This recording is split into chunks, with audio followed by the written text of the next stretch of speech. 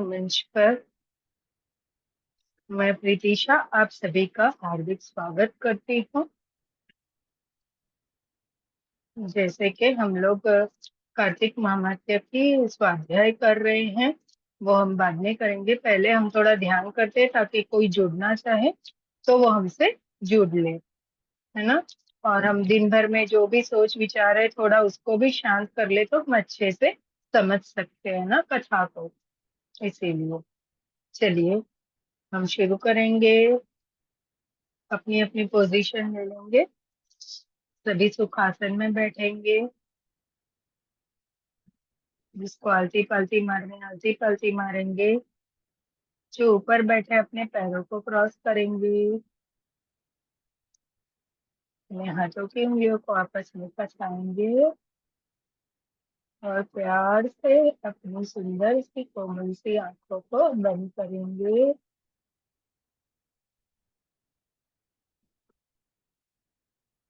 कुछ क्षण के लिए हम इस भौतिक जगत से दूर उस दीपोत्सव में चलेंगे जहाँ हर तरफ आज दिवाली के दीपक जलाए जा रहे हैं।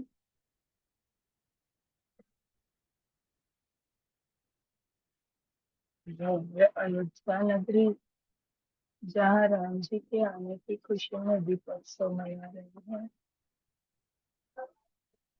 और उनके मंदिर के निर्माण के बाद वहाँ पहली दिवाली है।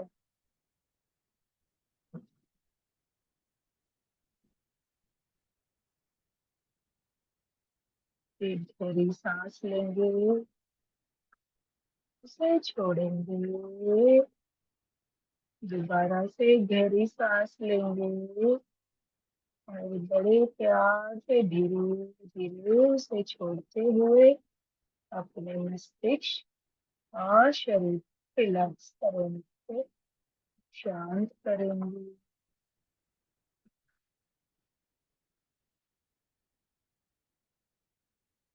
पितामह ब्रह्मश्री खत्री जी, माँ अवतार बाबा जी अपने अपने गुरु श्री गणेशान गणपति जी को कार्तिक माह में अटके चल जाए इसीलिए कि विष्णु जी और दीपावली लक्ष्मी जी की पूजा होती है, इसलिए लक्ष्मी जी सरस्वती जी दिवाली पे सारे देवी देवता धरती पे आते हैं, इसलिए सारे देवी देवता अपने अपने गुरु अपने अपने बड़े माता पिता सभी को आमंत्रित करेंगे, उनकी चेतना को आमंत्रित करेंगे कि वो हमारे इस भौगोलिक शांति सत्र में शामिल हो और हम जो ये कथा कर रहे हैं इसका हमें साथ दे और अपना आशीर्वाद प्रदान करे।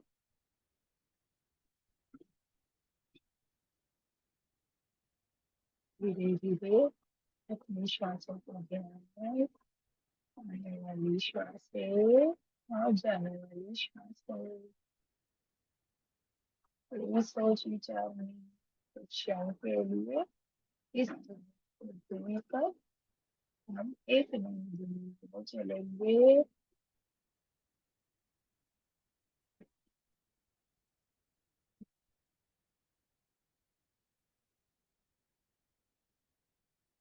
कुछ क्षण के लिए इस भौतिक जगत को अपने आप को भूल जाए कि हम एक शरीर पर, हम अपने सूक्ष्म आत्मा के साथ। चलिए चलते अयोध्या नगरी।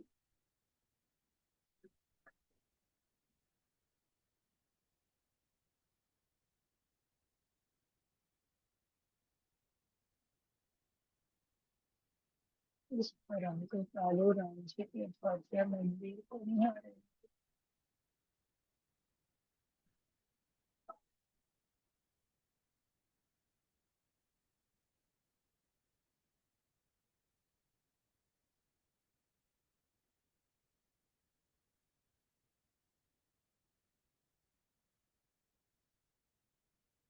जहाँ जैन सैलाब के साथ बिल्कुल का सैलाब आएंगे। हर तरफ दीपों की रोशनी है।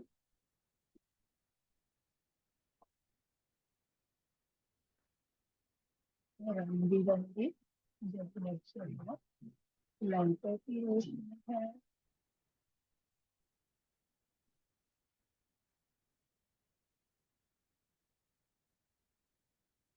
हर तरफ सुंदर सुंदर लाइटिंग्स की गई है।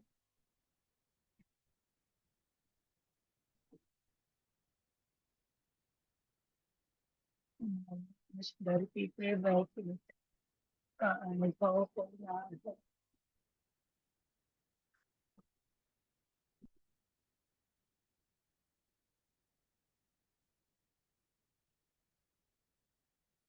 सरयू नदी का तट, हर एक कोना जगमगा रहा है।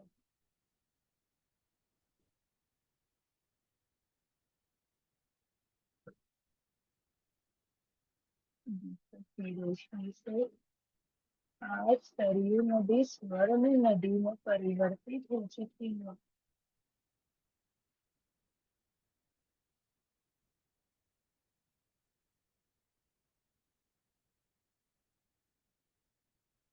और इस तट आज फर्श पर गिलास से भरा है।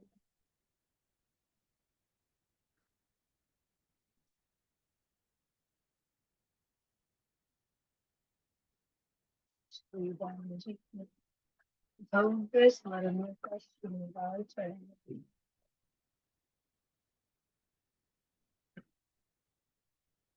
इतने सुंदर मुस्कुराते हुए मेरे राम जी।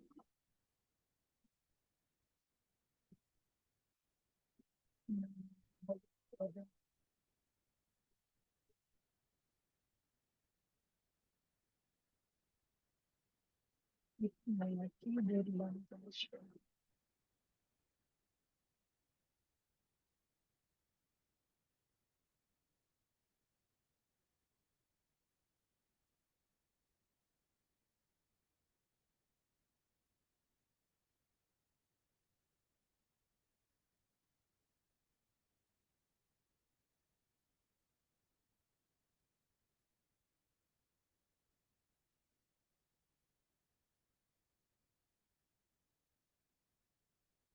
बहुत सुंदर सुंदर फूलों से अलंकृत किया हुआ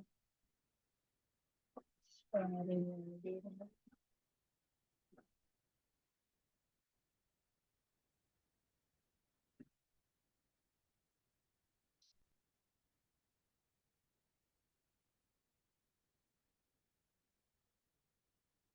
बहुत ही सुगंध फैली हुई है।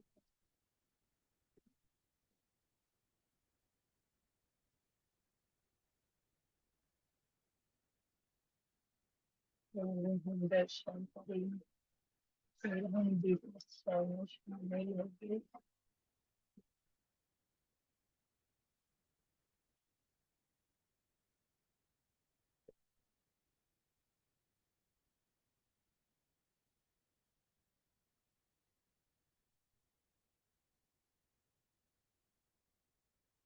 ऐसा लगता है बहुत ही सुंदर और भव्य है।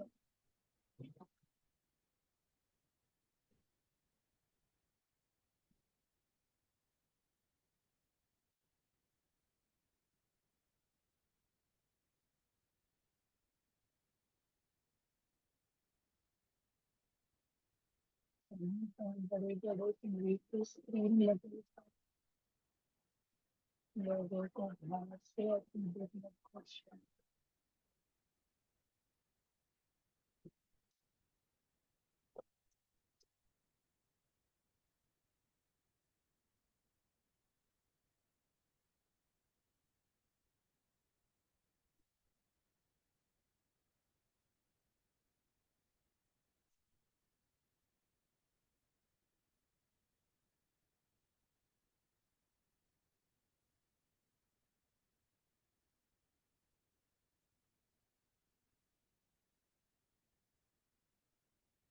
धीरे धीरे इस सुंदरता और भव्यता के मिटने को अंदर शांति मिल पड़ेगी।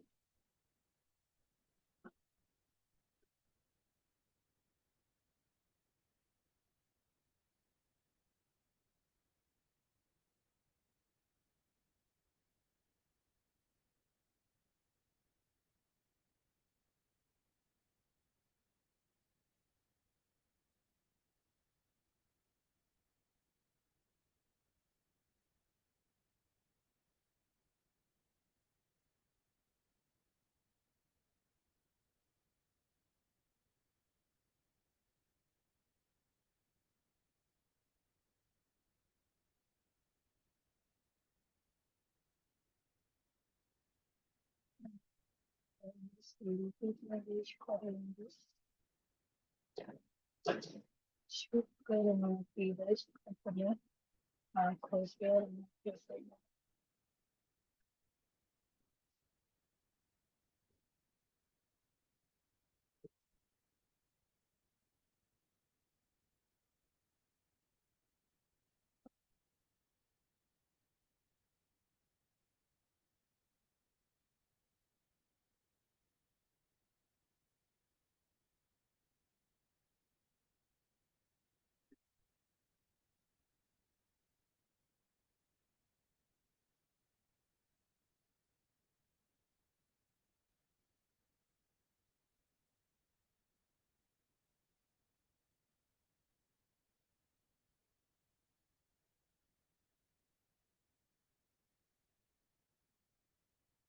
धीरे धीरे संलग्न चलेगी।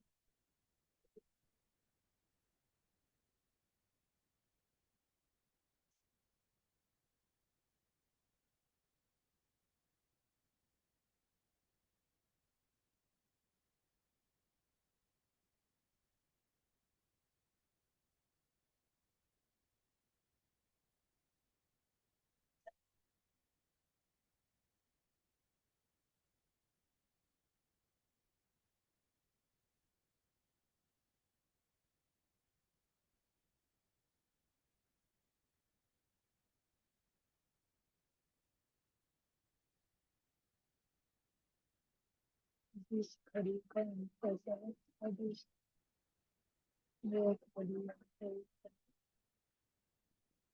हमेशा संक्रांत लड़की सम्मुख खड़े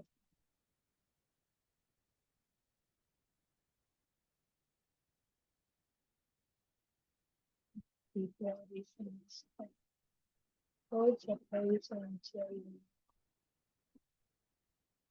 भव्य सुवर्ण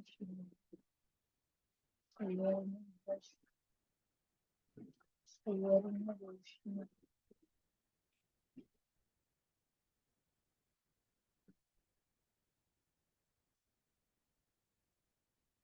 सुवर्ण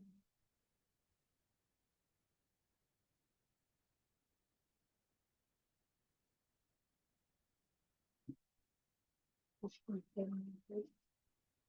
हाथ से अश्रु की धारा बह रही है।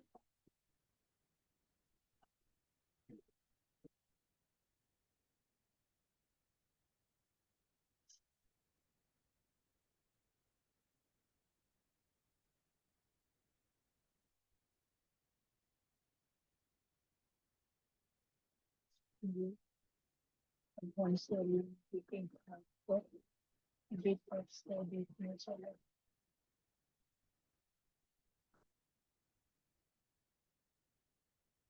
कुछ भी हिंदी में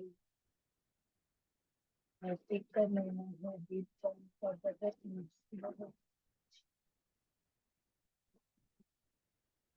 दिवाली के 5 दिन दीपोत्सव का गीत गाने का बहुत नहीं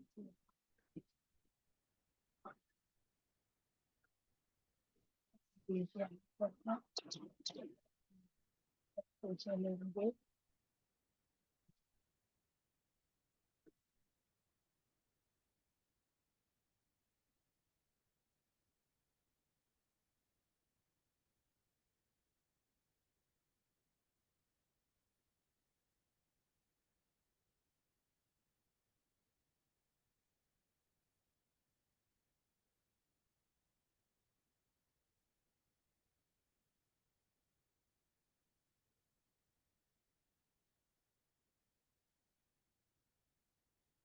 इसको प्रज्वलित करके पहले नदी में डालेंगे, वो दीप चालू करेंगे, जलाशय में करेंगे। आज इतने दीपक तैर रहे हैं हमारे सुअर में कमल उतर आए।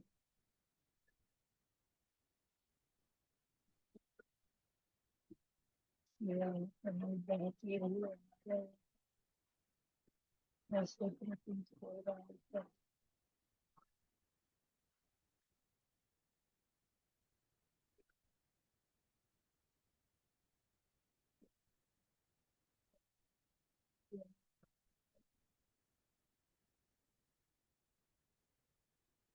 अच्छा के लिए हम इस प्रकार का करेंगे और इस दीपक से करेंगे।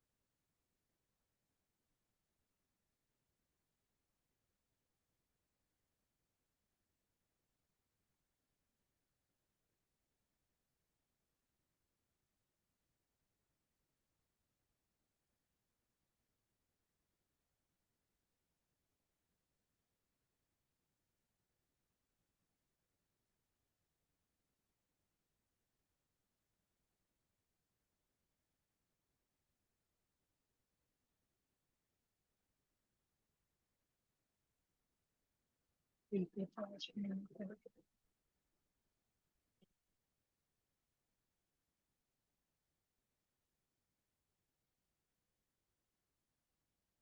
करेंगे।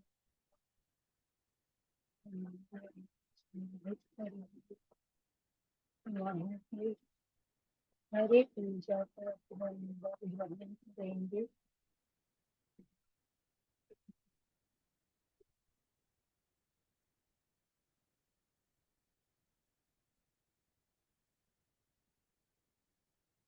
से विनती करेंगे समय ज्ञान शरीर से आपके दर्शन के लिए बहुत ही शीघ्र सभी को आपके दर्शन का लाभ होगा। मैं सभी को हमेशा जल्द से जल्द जला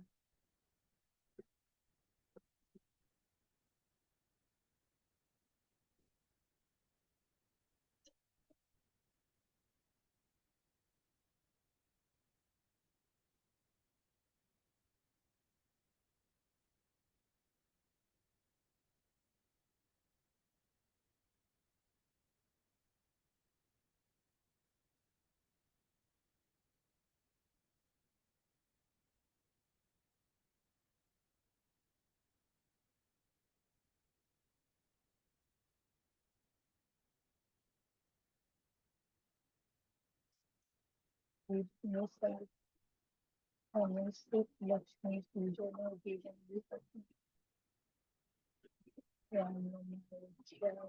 14 साल के वनवास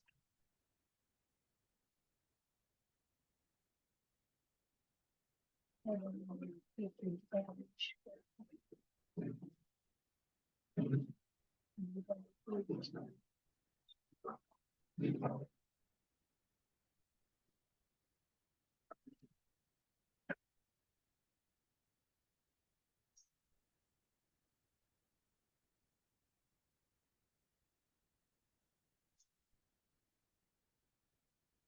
इसको हमारी चलने ऐसी लगता है कि एक दिन पहले दिवाली चौथी है ना, so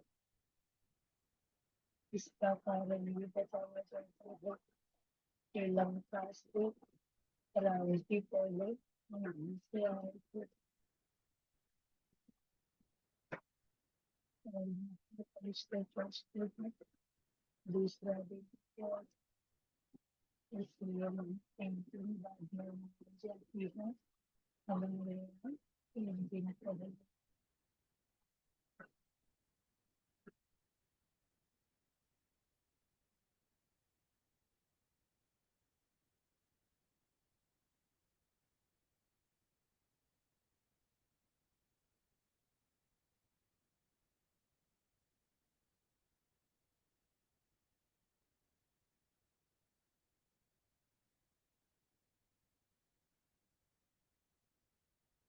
धीरे धीरे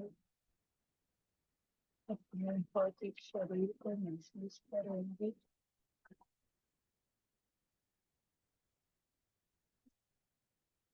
आसपास की भौतिक जगत के प्रकार की आवाज को महसूस करेंगे।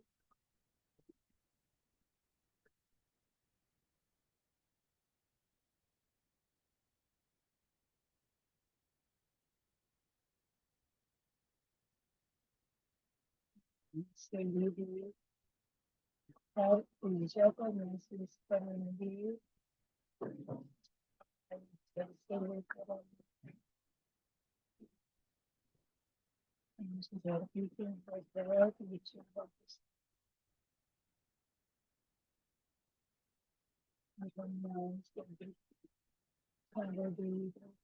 धरती पर आकर हम सभी की ऊर्जा परिवर्तन करेंगे।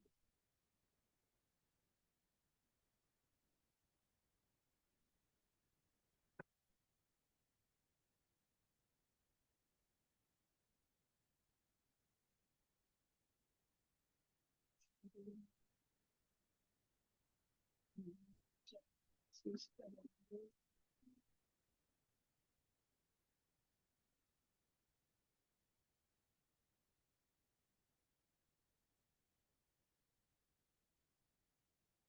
धीरे से अपने पैरों की उंगलियों को हिलाएंगे। अपने पैरों को हिलाएंगे और नाक खोलेंगे। नाक की उंगलियों को हिलाएंगे। हाथों को हिलाएंगे।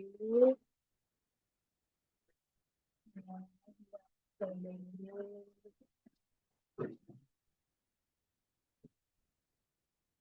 अपने दोनों हथेलियों पर अपनी प्यारी सुंदर सी कोमल सी आंखों पर रखेंगे।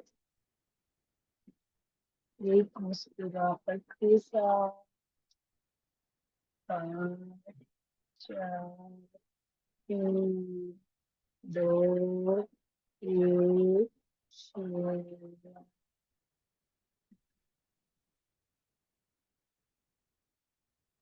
जब खुद को पूर्ण महसूस करे तब अपनी आंखों को खोल के 2 3 बार हथेलियों में पलके झपकाएंगे और सारी ऊर्जा जो हमारे हाथों में एकत्रित हुई है उसे आंखों के रस सारे शरीर में फैलाएंगे प्रवाहित करेंगे।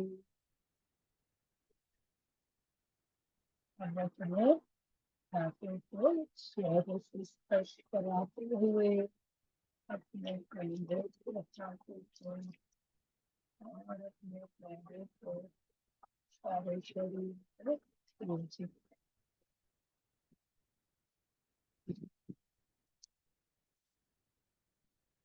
खुद को महसूस करे। आंखें खोल सकते हैं। धन्यवाद। और जो आंखें बंद कर इस कार्तिक नवरात्रि की स्वाध्याय को सुनना चाहते हैं तो वो अपनी आंखें बंद करके सुन सकते हैं।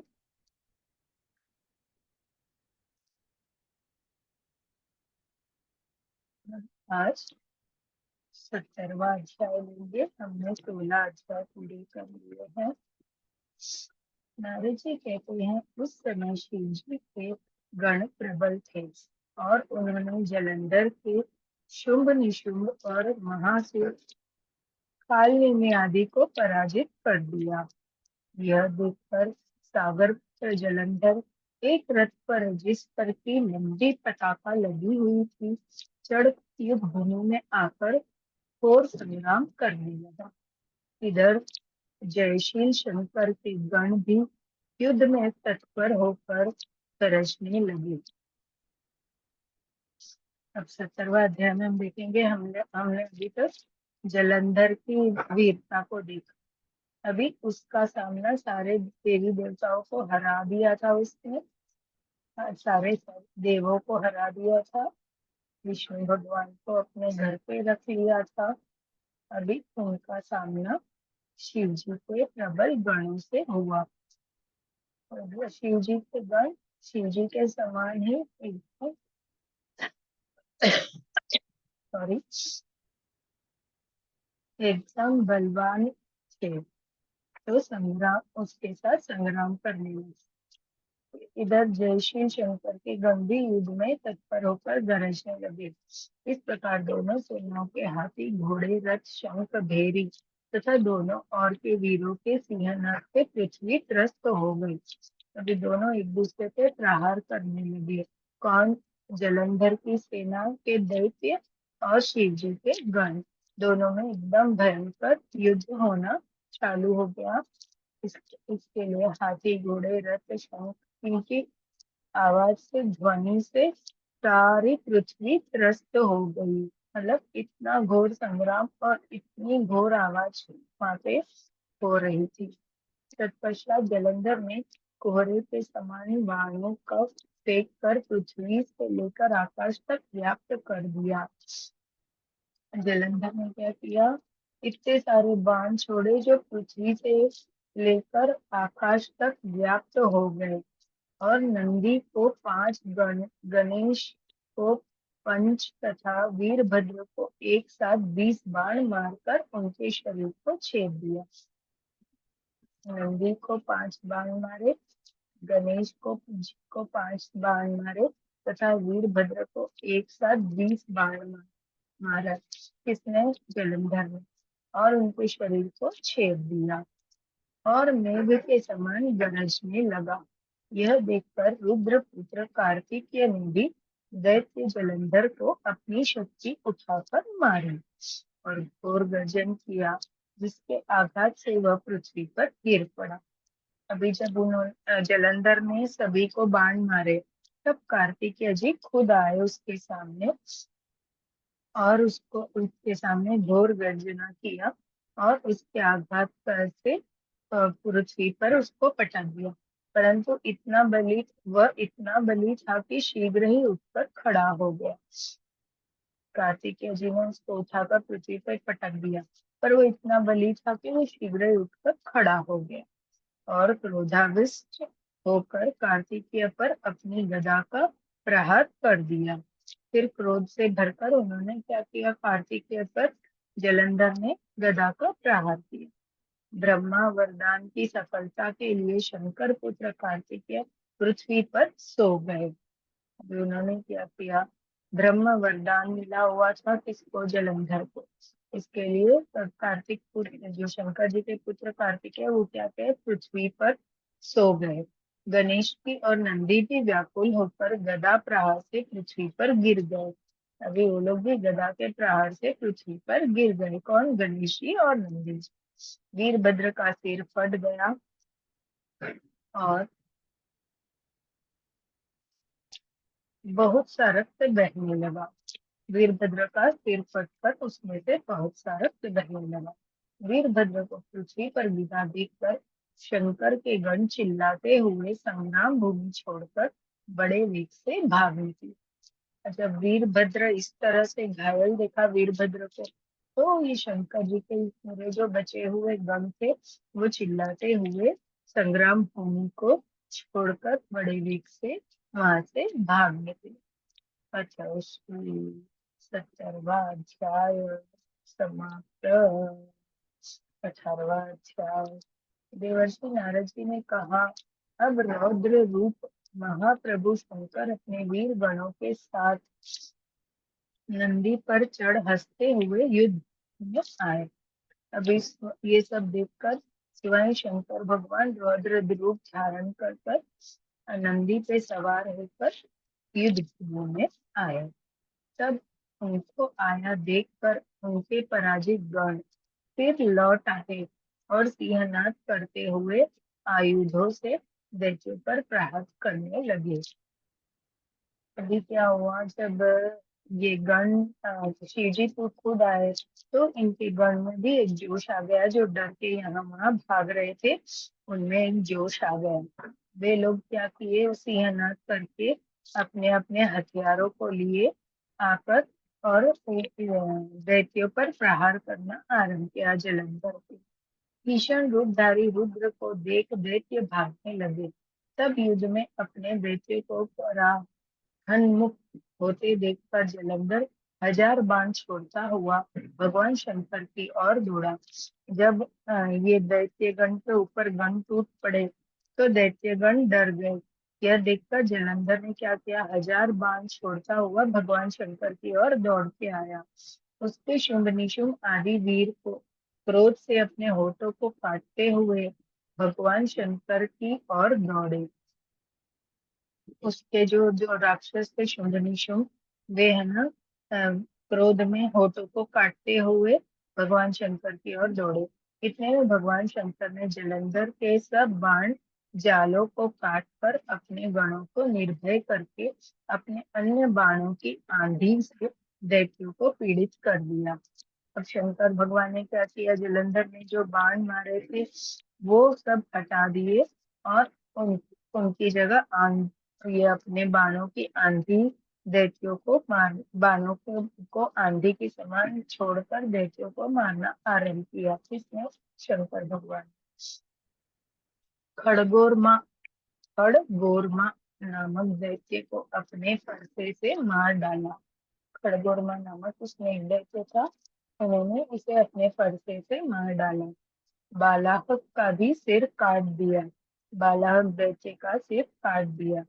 धसमर भी मारा गया और शिवगण शिक्षा के प्रचंड नामक दैत्य का सिर काट डाला। अभी अलग अलग दैत्यों को मारना इन्होंने आरंभ किया। किसी को शिव जी के बैल ने मारा और कई उनके बाणों द्वारा मारे गए। यह देखकर जलंधर अपने शुंभ आदि दैत्यों को धिक्कारने लगा और भयभीत हो और धैर्य देने लगा, पर किसी प्रकार भी भयग्रस्त दैत्य दोबारा युद्ध भूमि में आने को तैयार न हुए। अभी ऐसे एक एक को मारने लगे शिव जी और उनके गण। यह देखकर अभी दैत्य घबरा गए। तभी जलंधर ने शुंभ को धिक्कारा। अरे क्या है तू ऐसे धिक्कारा के क्यों, क्या कर रहा है तू, अपना बल कहाँ है, तो ऐसे कुछ भी। तो धिक्कारने लगे कि अरे तुम लोग ऐसे भयभीत क्यों हो रहे हो, तुम ऐसे कायरता क्यों पकड़ के रखे हो, कायर क्यों बन रहे हो, ऐसे कुछ भी। तो लेकिन कोई भी वहां से दोबारा युद्ध भूमि में आने को तैयार नहीं हुए और दैत्यगण दैत्य सेना किया। तब महाक्रुद्ध जलंधर शिव जी को अपनी ओर ललकारने लगा। अब दैत्य शिव जी से डरकर भागने लगे हैं, वह अपनी जान बचाकर। तभी महाक्रुद्ध जो जलंधर था, उन्होंने जाकर सीधा शिव जी को ललकारने लगा। साथ ही उसने 70 बाण मारकर शिव जी को दग्ध कर दिया तथा और भी बहुत से बाणों का प्रहार किया।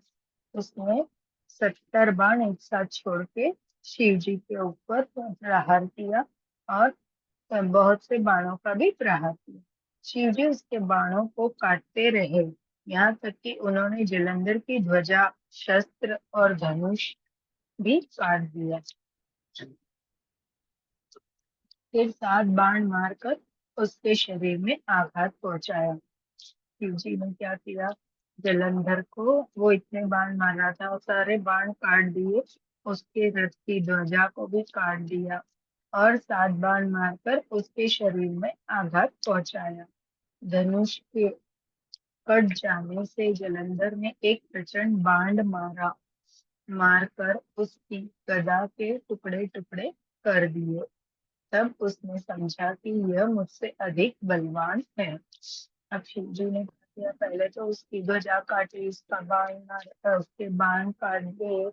अब उन्होंने क्या किया, जलंधर को एक प्रचंड बाण मारा, एक गदा के टुकड़े टुकड़े कर दिए। यह देखकर अब जलंधर को थोड़ा भय होने लगा कि ये कौन है जो मेरे से भी इतना बलवान है। वो तो अभी तक यही समझ रहा था है ना, मेरे सिवाय दुनिया में कोई बलवान नहीं है, मेरे से अधिक कोई बलवान नहीं है। अतः उसने गंधर्वी माया उत्पन्न कर दी। अनेक गंधर्व और अप्सराओं के गण उत्पन्न हो गए। अभी उसने क्या किया, सीधे सीधे तो अभी उससे काम नहीं हो रहा था, तो उसने क्या किया, अब गंधर्वी माया को रचा और उसमें से गंधर्व और अप्सराओं को उत्पन्न किया।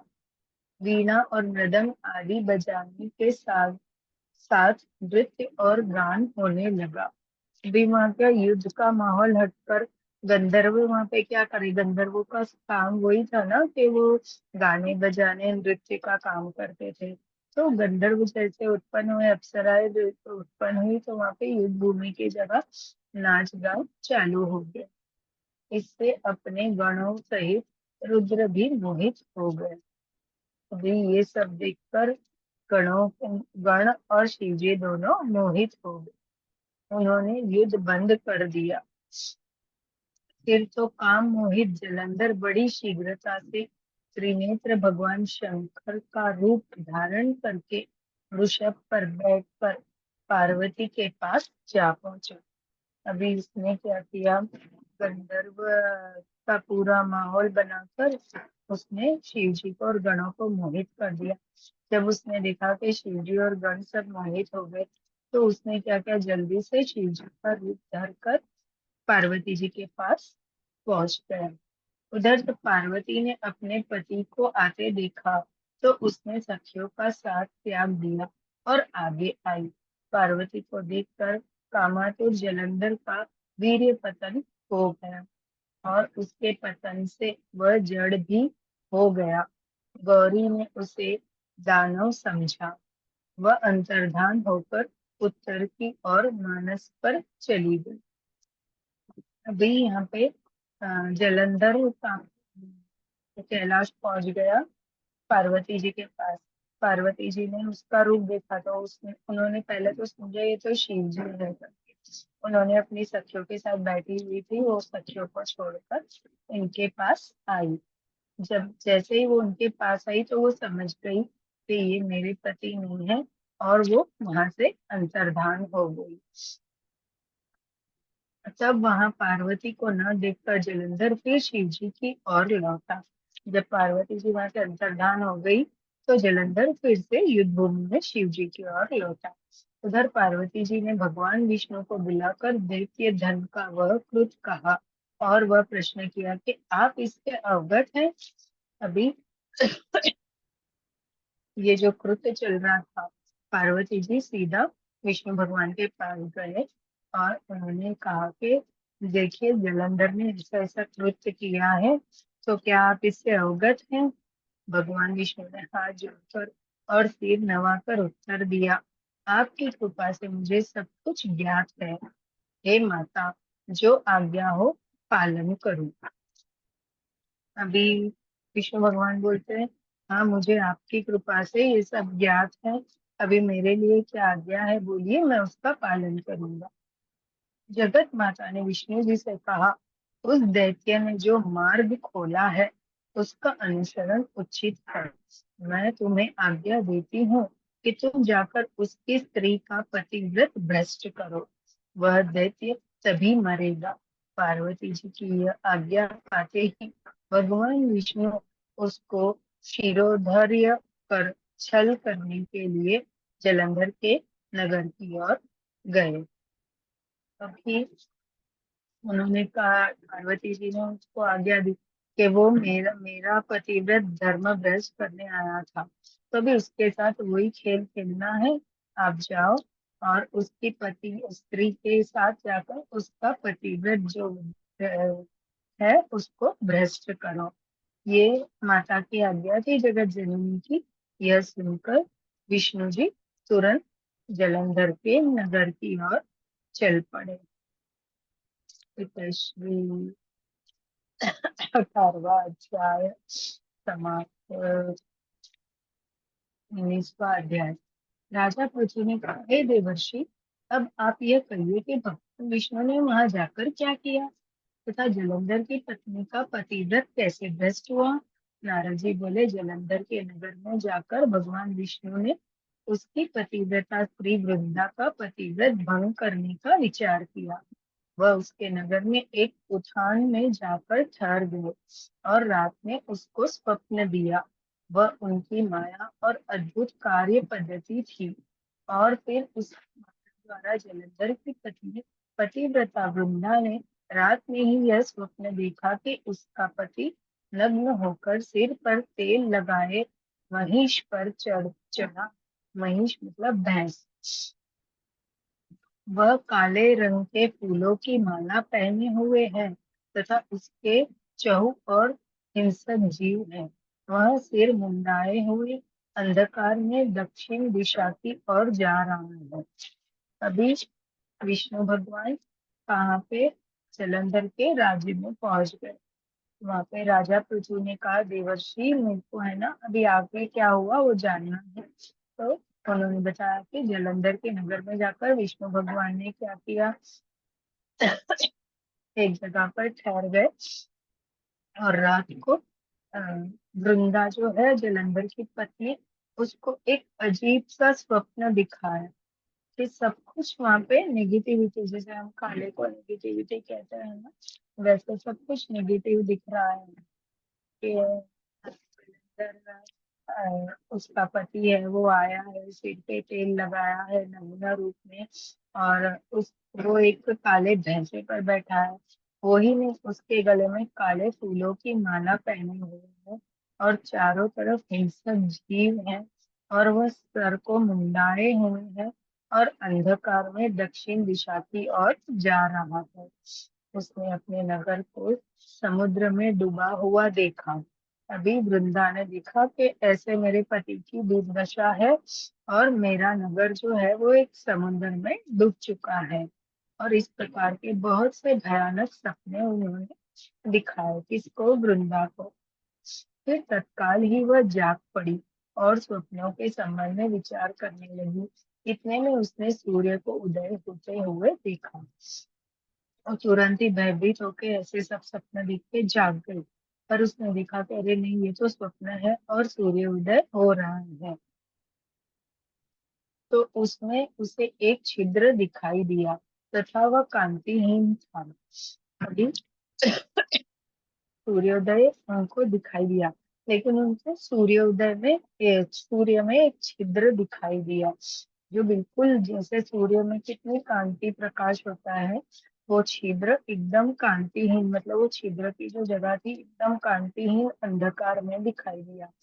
इसे उसे अनिष्ट जाना। वह भयभीत होकर रोने लगी। वह छज्जे पर गई, अटारी पर चढ़ी, भूमि पर उतरी, मगर उसको कहीं पर भी शांति प्राप्त नहीं हुई। फिर वो एकदम भयभीत और बेचैन नन्ही सी यहाँ वहाँ घूमने लगी।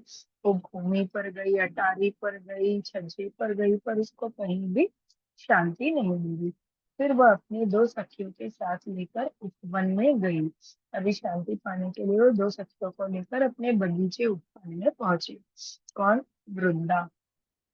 परंतु वहां पर भी उसको कल ना पड़ी, मतलब वहां भी उसको शांति नहीं मिली। फिर वह जंगल में निकल गई, मगर वहां पर भी उसको चैन न आया। वन में उसने सिंह के समान दो भयंकर राक्षसों को देखा, जिससे वह अत्यंत भयभीत होकर वहां से भागने लगी। उसी क्षण वहां पर अपने शिष्यों सहित एक मौनी तपस्वी आ गए। अभी वृंदा ने क्या किया, उसको कहीं पे भी चैन नहीं आया, ऊपर में भी नहीं, और जंगल में निकल पड़ी। जंगल में उसने देखा कि सिंहों के समान दो भयंकर राक्षस है। वो उनसे डर के भागने लगी। उसी क्षण उसको अपने शिष्यों सहित एक मौनी तपस्वी आते हुए दिखाई दिए। भयभीत वृंदा उनके उसके गले में हाथ डालकर उससे अपनी रक्षा के लिए याचना करने लगी। अभी एकदम उसको कुछ समझ में नहीं आया। सामने इस तपस्वी को देखे उसने क्या किया, अपनी बाहें उनके गले में डालकर रोकर उसको बचाने की याचना करने लगी। मुनि ने अपने एक ही हुंकार से उन दोनों राक्षसों को वहां से भगा दिया।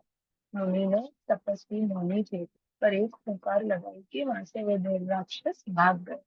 वृंदा को आश्चर्य हुआ, पर भय से मुक्त होकर मुनि नाथ को हाथ जोड़कर सॉरी प्रणाम करने लगी और कृतज्ञता का ज्ञापन किया। फिर उसने मुनि से अपने युद्ध रथ पति के संबंध में उसकी कुशल क्षेम का प्रश्न किया।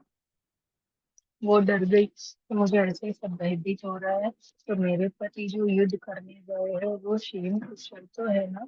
ये मुनि से वो प्रश्न करने लगी।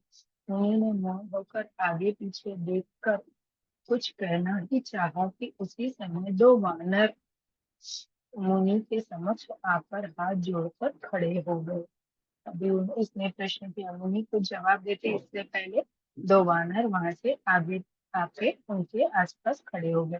और जो ही मुनि ने उक्ति का संकेत किया, त्यों ही वह उड़कर आकाश में चले गए। और जैसे ही मुनि ने जाओ करके ऐसे अपने क्या बोलते भौहों से संकेत दिया, वो वानर उड़कर आकाश में चले गए। फिर जलंधर का सिर व धड़ लेकर मुनि के पास आ गए। फिर उसने क्या किया, जाकर जलंधर का एक वानर धड़ लेके आया और एक सिर लेकर मुनि के पास आए। तब वृंदा अपने पति को मृत हुआ जानकर मूर्छित होकर पृथ्वी पर गिर पड़ी और अनेक प्रकार के वचन कहकर दारुण विलाप करने लगी। पश्चात पश्चात उसने उस मुनि से कहा, हे कृपानिधे, आप मेरे पति को जीवित कर दीजिए। अभी उसने तो देख लिया, फिर उसने देखा अरे ये मुनि तो बहुत तपस्वी है, ये कुछ भी कर सकते हैं। तो उसने मुनि से ये विनती की कि आप मेरे पति को जीवित कर दीजिए। पतिव्रता परायण दैत्य पत्नी ऐसा कहकर दुख की श्वासों को छोड़ती हुई मुनीश्वर के चरणों में गिर पड़ी। तब मुनीश्वर ने कहा, वह शिव जी द्वारा युद्ध में मारा गया है, अतएव जीवित नहीं हो सकता, क्योंकि जिसे भगवान शंकर मार देते हैं वह कदापि जीवित नहीं हो सकता। परंतु शरणागत की रक्षा सनातन धर्म है, अतः मैं कृपा कर इसे जिलाए देता हूँ। अब मुनि ने कहा, ये तो भगवान शंकर से मरा है और उनका मारा हुआ कभी जीवित नहीं होता, लेकिन सनातन के लिए मैं इसको जिलाने का प्रयत्न करता हूँ। नारद जी कहते हैं कि वह मुनि साक्षात विष्णु ही थे। कौन थे वो? मुनि साक्षात विष्णु ही थे, जिन्होंने कि यह सब माया फैला रखी थी। वह वृंदा के पति को जीवित करके अंतर्धान हो गई। जलंधर ने उठकर वृंदा का आलिंगन किया और उसका मुख चूमा। वृंदा भी पति को जीवित हुआ देखकर अत्यंत हर्षित हुई। अब तक हुई सब बातों को स्वप्न समझा।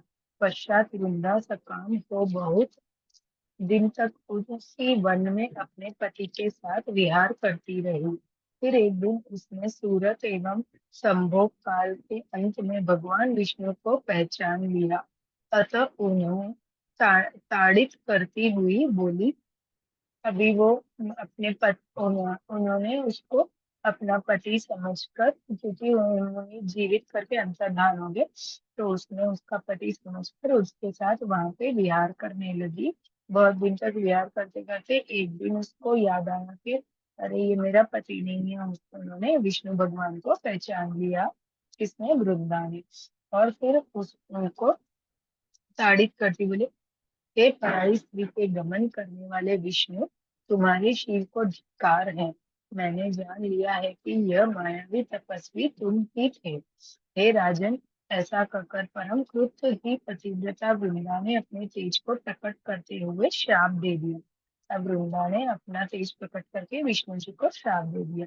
जो तुमने अपनी माया से दो राक्षस मुझे दिखाए थे, वही दोनों राक्षस किसी समय तुम्हारी भी स्त्री का हरण करेंगे, और उसके विरह में दुखी होकर तुम वानरों की सहायता से वन में भ्रमण करोगे, और यह सर्वेश्वर जो इस समय तुम्हारा शिष्य बना है, यह वहां तुम्हारा साथी रहेगा। अब वृंदा ने विष्णु जी को श्राप देना आरंभ किया। उन्होंने क्या किया, जो तुमने मुझे दो राक्षस दिखाए ये वन में, ऐसे दो राक्षस तुम्हारी पत्नी को उठा के ले जाएंगे। ये हमको मालूम है ना, रावण और मारीच दोनों मिलके सीता जी का हरण करके गए थे, राम जी विष्णु जी का रूप। फिर वानरों की सहायता से आप वन में भ्रमण करोगे, ये भी हमें पता है कि वानरों की सहायता ली थी उन्होंने, और जो शिष्य है वो तुम्हारे साथ रहेगा। ऐसा कर कर पतिव्रता वृंदा भगवान विष्णु को अग्नि में प्रवेश कर, आप मना करने पर भी वृंदा ने क्या किया, खुद को अग्नि में प्रवेश करा दिया। ब्रह्मा आदि देवता आकाश से उसका प्रवेश देखते रहे। वृंदा के शरीर का तेज श्री पार्वती जी के शरीर में चला गया। अभी सब देवी देवता उसको देखने लगे, क्योंकि पतिव्रता स्त्री थी तो उसका तेज तो बहुत ही ज्यादा होता है ना।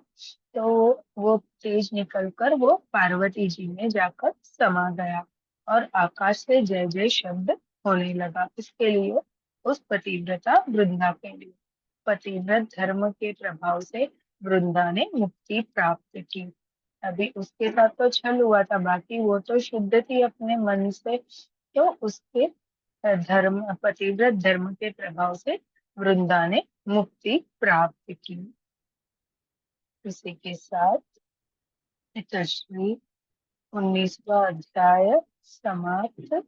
यहाँ पे हम अपनी वाणी को विराम देंगे, और कल हम आगे 20वां अध्याय करेंगे। मैं सभी देवी देवताओं से, गुरुओं से ये प्रार्थना करेंगे कि इस स्वाध्याय में कोई भूल चूक हुई हो, त्रुटि पड़ी हो, तो मुझे क्षमा करें, हम सबको क्षमा करें। और आपका आशीर्वाद प्रदान करने के लिए आपको लाख लाख धन्यवाद। आपके इस स्वाध्याय करवाने के लिए आपको लाख लाख धन्यवाद धन्यवाद।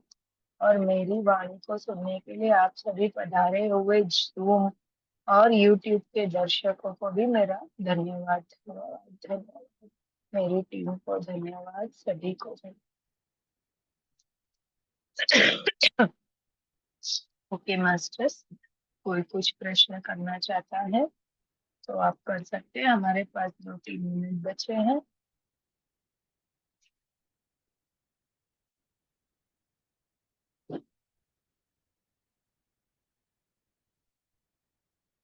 नहीं तो फिर हम अपनी वाणी को यह विराम देते हुए मीटिंग एंड करेंगे। आज रात को हमारे angel Suresh ji, sorry, angel Suresh ji Deepawali पर ध्यान करवाएंगे, तो आप सभी जरूर जरूर से जुड़िएगा। थैंक यू सभी को, आत्मा वंदन, धन्यवाद धन्यवाद। मीटिंग को एंड करेंगे।